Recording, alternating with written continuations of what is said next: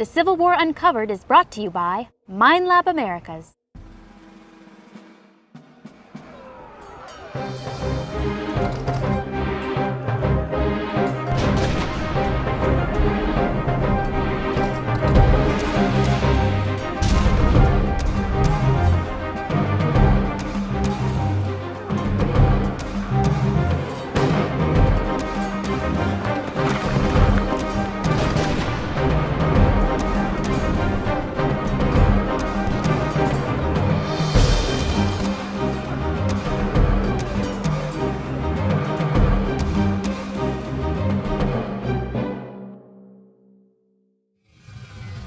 I'm Robin Smith, and welcome to another episode of the Civil War Uncovered.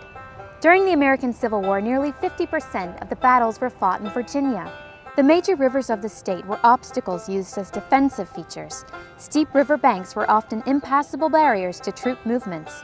The natural river fords were usually the only option for large-scale troop movements. Thus, the river fords became choke points where artillery could be concentrated to easily break up major moves by either army.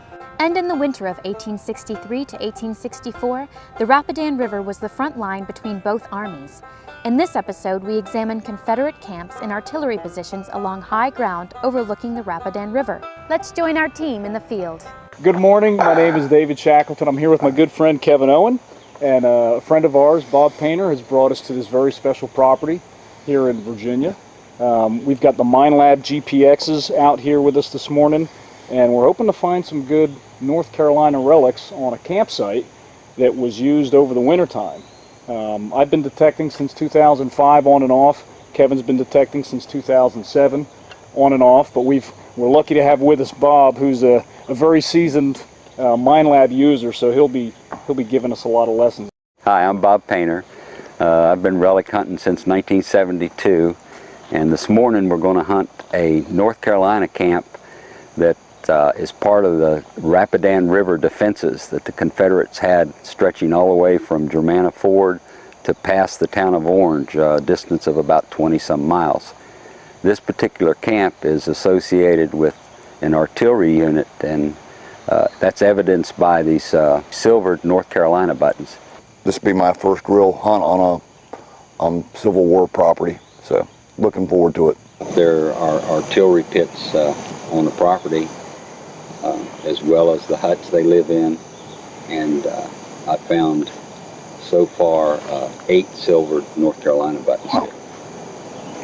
So we should have a real good time. Well, let's head off. Okay, we're going to take the hardest route. It's hard to imagine, but 150 years ago, this area was cleared of vegetation and home to thousands of soldiers. Thought we had a snake at first, just a long earthworm. If you're walking in the woods and detecting, and you start seeing these little piles of rocks, and sometimes you'll only see 2 little rocks, and then you'll see 2 little rocks down the way a little bit.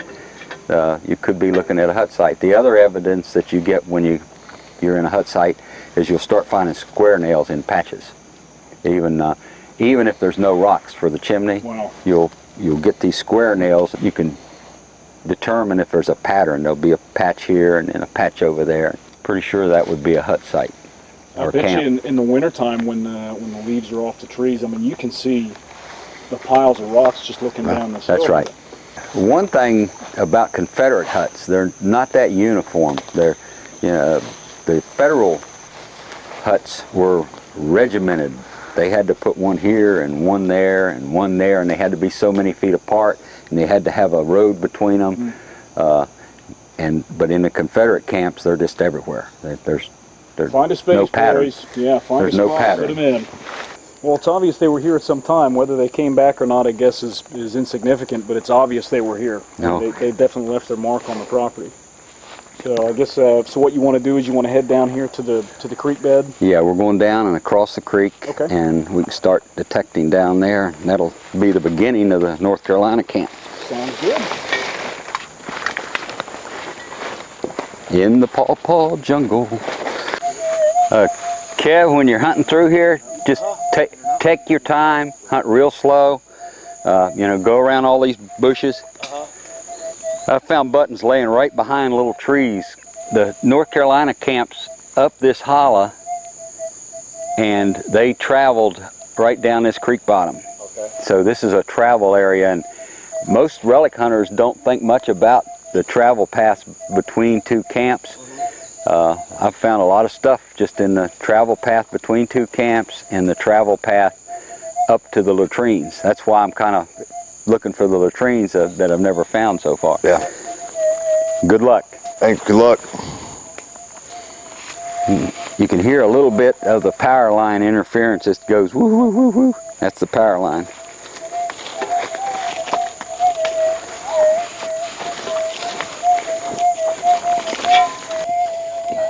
This is only probably my third or fourth hunt with this Minelab, so still in the process of learning it.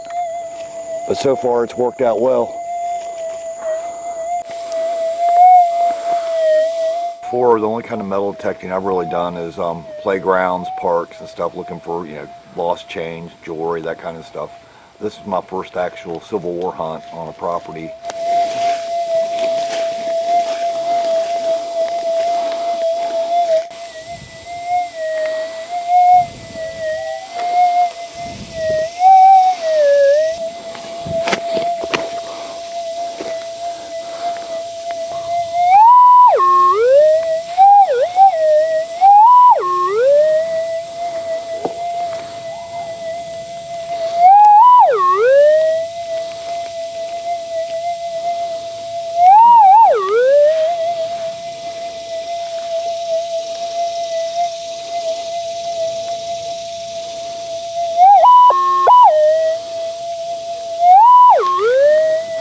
We have the bullet.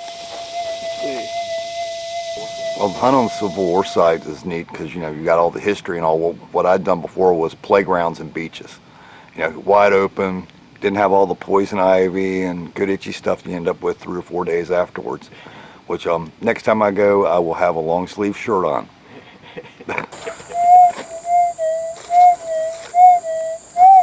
Now that's what one sounds like. Well, we'll see what that is. That's a little bit louder than one of those bullets.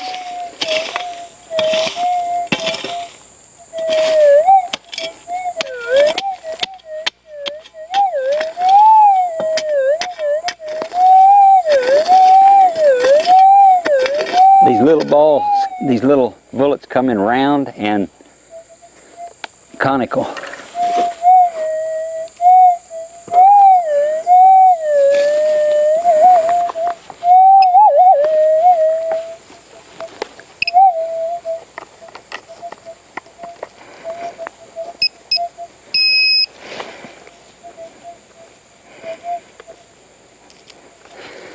But it is.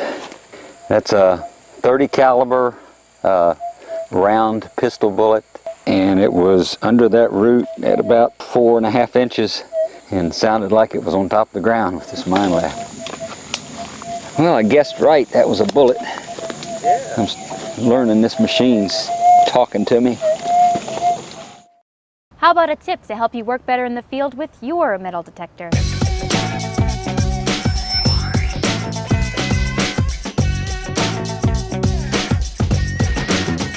Hi, I'm Kevin Hoagland from Minelab Americas, and I'm here today with the folks from the Civil War Uncovered to bring you a few technical tips for better using your metal detector.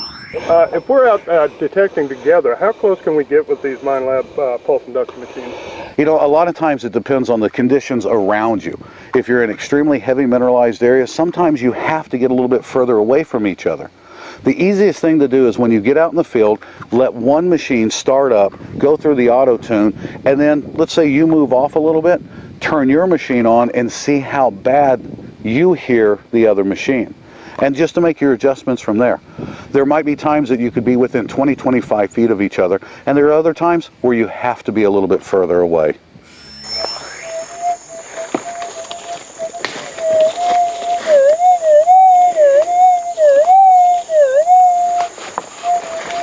How big you Okay.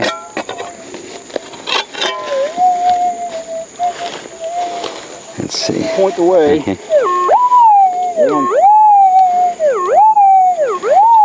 Should be right there. Wildlife. Wildlife. This doesn't sound that deep. Wouldn't that be something if we found one right off the bat? That'd be awesome. Whatever it is, it's right there. I'd hit right up in here.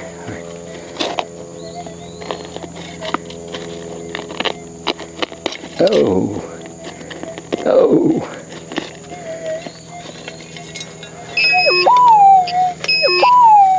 See how it sets off the machine? The frequency. Yeah. There we go. That is a. That's a rimmed. That's a pulled Confederate 2-ring bullet. Yep, that's a pulled Gardner. See the wormhole in the top of it? Where they... When they come off the line and come back in camp, they would pull the bullets and empty their guns, so for safety's sake. Well, a Civil War soldier put that in his rifle with the intent of shooting it and never got the opportunity to shoot it. And as Bob was saying, during the hunt, once they get back to the lines, they have to clear their rifles. They have to clear the guns so that they're safe. So they stick that rod down in there and twist into the top of the bullet and pull it out so that the gun is now safe. Like I said earlier, this ground is highly mineralized, and BLF machines just have a fit trying to find something in here, but these Minelabs cut right through it like it's not there.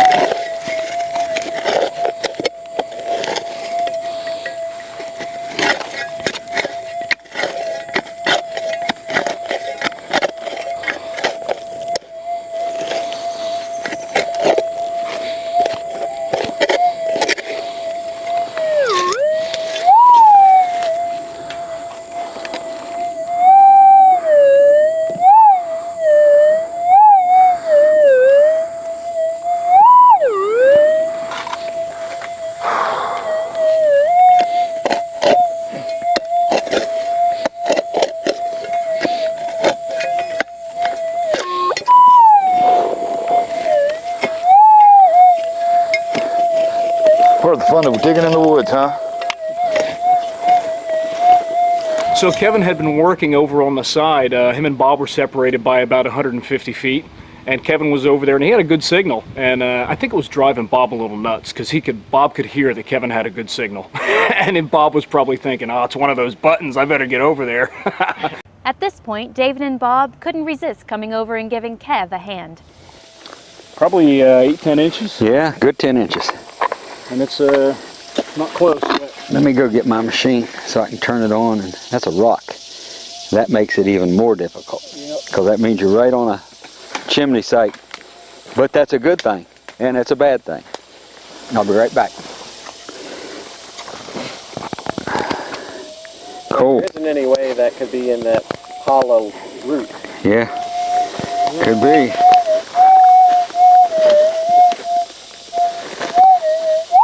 Did it pop out?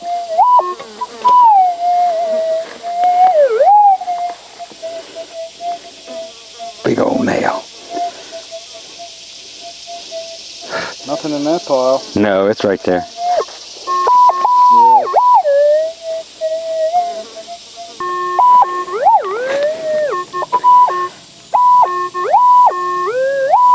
It's big, whatever it is. Yeah. It should be easy to... Oh, yeah, a little. Button. Hey! The back of a button. Let me see that. You know what? It's a silver button back. Yep. One way you can tell that this is a North Carolina button is the square slot. Yeah. They have a shank that's made like a wedge that just goes down in there. There's no face, I can tell you that now. Inside there's a blob of solder that holds that shank in place. So these things feel heavy. So that thing's been long since. Yeah, there would be a shiny area where the silver broke off it, if the whole thing was there. Yeah. Kevin from North Carolina was digging up the back of a North Carolina button. Once again, it was under a root. It was tucked underneath the side of the hole where he was working, probably 4 or 6 inches down. But it was enough of a signal where the Minelab was really picking up a strong signal, giving off a good tone. Most relic hunters have not dug a silver North Carolina button, and they would be tickled to death to just dig the back off of one like Kevin did. One thing we should note here, this episode was filmed on 2 adjacent properties. We had permission to dig on the campsite property, but we only had permission to film on the Cannon Pit property. Now back to Bob as he takes us on a tour. After a long walk way up the hill from the North Carolina camp, we're at the cannon emplacements that the North Carolina troops had. These cannon emplacements overlook the Rapidan River and a ford that's in the distance. You won't be able to see it, but the cannons protected that ford. And of course they also protected against federal attack. So we'll walk over and take a look at them. They're right behind me here. You can see they're kind of a square shape with an exit back where you're standing. And this cannon would have been pointed right towards Culpeper County and the ford, the main ford for this area. Over in here, there's a trench line that runs down through the woods. It's the second, well, I guess it would be the primary trench line. The one back that we crossed earlier would be the secondary trench line. And we can walk over here. In between each cannon emplacement is a trench. It's hard to see in all this flora. There's not too many places in Virginia that you can find pristine cannon emplacements that they've remained untouched since 1863. You can get right up on the mound and shoot down in it. It's kind of interesting to note the elevation here. The cannon sits down in there and the barrel just sticks over the ridge here, and they've got a clear field of view. Back then there were no trees, all the way to the Rapidan River. There you go. They don't look like much, but they're real. Let's catch up with David and see if he's having any luck. So this is another pit right here. Bob said these are all campsites. Where this North Carolina unit was camped.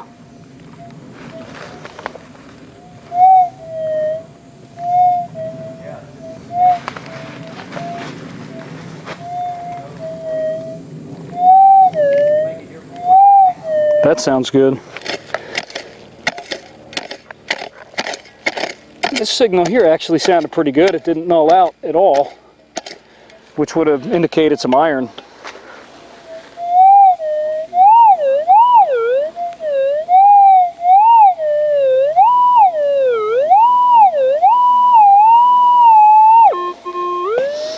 It is right on that root, or right by that root.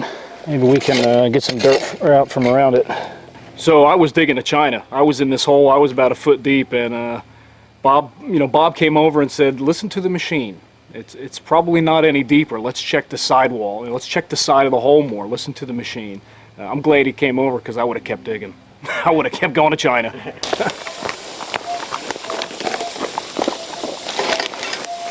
Oh, running through the jungle. Ouch.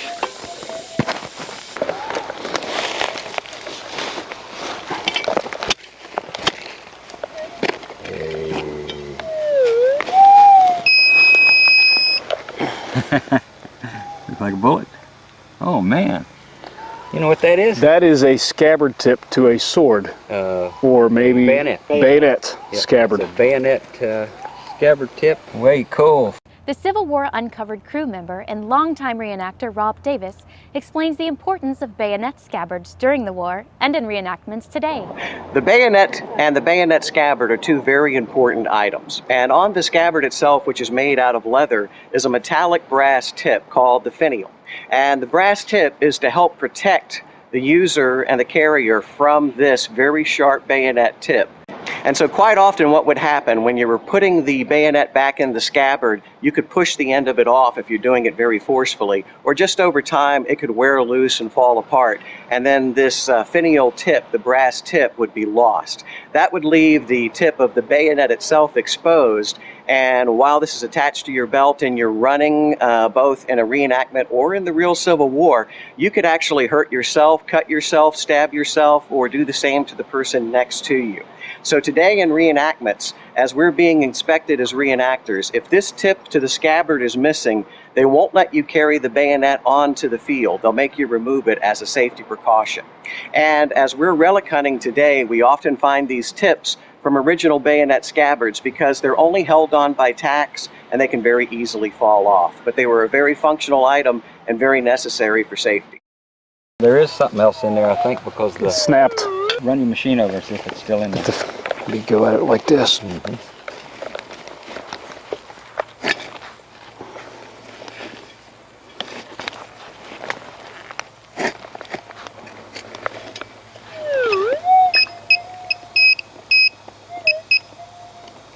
Right there it is.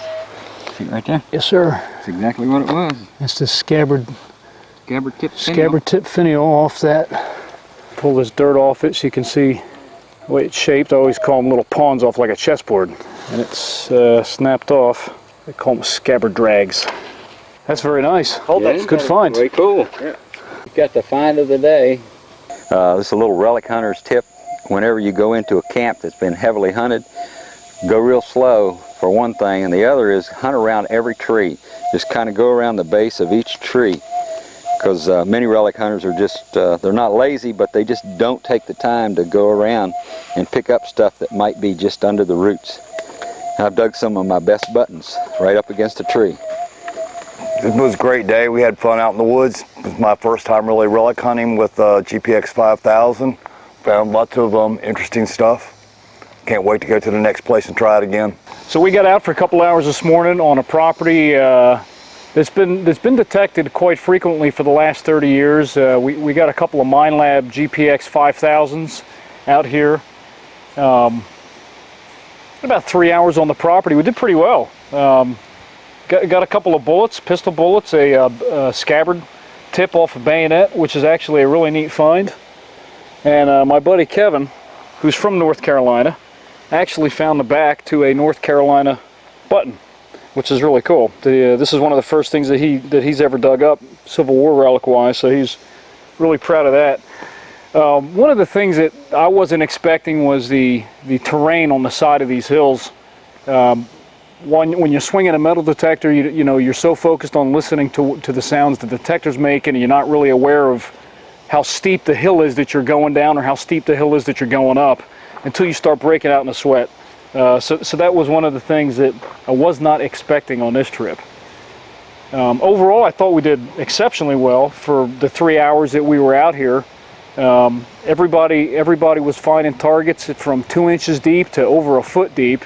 Looks like the smallest target we found is probably some of these older square nails, tack nails maybe. And Kevin found this really nice 30 caliber pistol bullet too. So these are small targets that were relatively deep. So I was impressed with what we found and the depths we found them at. The machines work great. We had 3 of them within probably 75 feet of each other for most of the morning. Had a little bit of interference with some overhead power lines, but beside that, they ran great. This morning we hunted North Carolina Confederate camp in Orange County, Virginia. The soil here is highly mineralized, and the GPX 4800 and GPX 5000 didn't notice the mineralization at all. Cut right through the ground. Of course, we found some nice Confederate relics. I pulled 2-ring Gardner, 2 31 caliber bullets, a finial from a scabbard tip, and a couple other little lead items. That's all for this episode of the Civil War Uncovered. Look for new episodes monthly. For more information, visit thecivilwaruncovered.com.